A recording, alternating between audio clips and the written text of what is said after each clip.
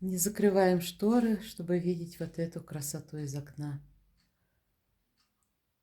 Это самое впечатляющее вот сейчас время, когда можно наблюдать такие обалденно красивые закаты. Чарующие закаты. Обалденно тут не подходит. Просто чарующие закаты. Здесь у меня цветет декабрест снова, пасхальный.